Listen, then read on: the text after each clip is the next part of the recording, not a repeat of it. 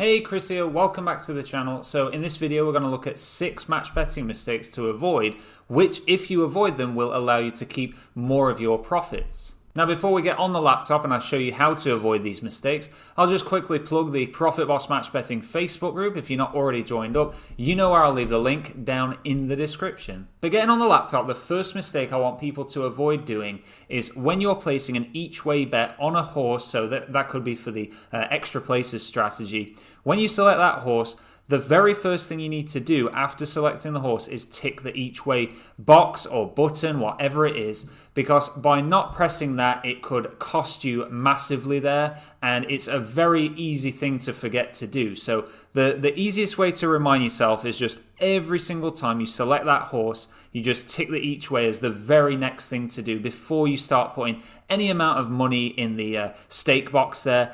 And to make sure that you've actually ticked the each way box, when you put in, say, £10 there, you then want to look at and see where it says place the bet and see that it's doubled it. So obviously 10 will be it's doubled to 20. So that is the very first match betting mistake I want people to avoid doing. The second mistake I want people to avoid making is not waiting for back bets to confirm. So if we look on here, you'll select a horse there, or any sport really, any bet that you want to place, could be on a football team, but you'll go to place the back bet, and before you have seen that the back bet has been confirmed, you'll actually go over and place the lay bet and not realize that the back bet hasn't confirmed there. So please don't make that mistake of as soon as you press the place bet button at the bookmaker, just assuming that that back bet has been placed. It might not have been for whatever reason. You could have been gubbed on that account without realizing, or it could be stake restricted at least and just not place the bet. And you don't want it where you have a lay bet set up but no back bet, because then you will lose a lot of money if that bet ends up winning, obviously. Mistake number 3 is actually a rather simple one, but it is a mistake that people make nonetheless, so I wanted to include it here. And that is not double checking the football team or horse's name. This is something that happens more in horse racing, where you might have 2 horses with very similar names. So one horse might be called like Royal Caribbean and another horse might be called Royal Army, and you'll just see that first word there, Royal, and think, okay, that's the horse that I want to place the lay bet on over at Smarkets.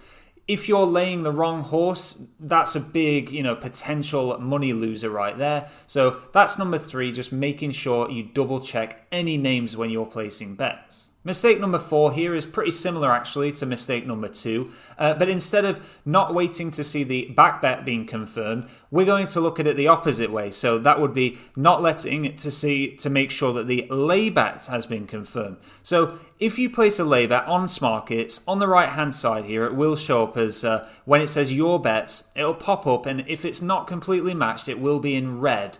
Well, you don't want it where you've placed that back bet, that's confirmed, and then the lay bet is in red and it's not matched up. Because again, this is something that could lose you a lot of money. So just be making sure that whenever you place a lay bet, it goes white on Smarkets there and definitely isn't still red, and make sure that it's completely gone through. Mistake number 5, which beginners especially make, and I know I certainly made this mistake, is taking arb bets or arbitrage bets. Now, arb bets, when you are a beginner and you first get into match betting, you may think like, oh wow, that's amazing, I can place a back bet at higher odds and a lay bet at lower odds and take a guaranteed profit. Let me show you what that looks like here. So here on the Odds Monkey Odds Matcher, if we find this first bet here, which is an arb, we'll go and see that, okay, with placing a £100 back bet on this darts player here at back odds of 3.7 and then laying that same player at lay odds of 3.5 at Smarkets, with a £100 back stake, we'll actually take a guaranteed profit, no matter what the outcome, of £5.73 if he wins, or £5.71 if he loses his match. And yeah, as I say, when you first start out, you're like, wow, that's incredible. Just guaranteed money. It takes you like literally 20 seconds to place those 2 bets and you just made a fiver, well, just over a fiver. But what ARBs will do is get your bookmaker accounts banned very, very quickly. So you might get away with 1 or 2 of those if you're lucky. You definitely get away with doing 1 usually, but the second time you do 1, you will get banned. And the amount of money that you then can't make because you've been banned banned is massive. So definitely avoid placing any R bets like the one I just showed you there. And then the final sixth mistake here that I'm hoping everyone avoids is actually placing bets on a bookmaker account. So let's just give Paddy Power as an example. Paddy Power are a fantastic bookmaker for horse racing offers, not so good with football. And before you ask, no, 2-ups on Paddy Power are not worth it. Definitely just want to be sticking with horse racing, in my opinion.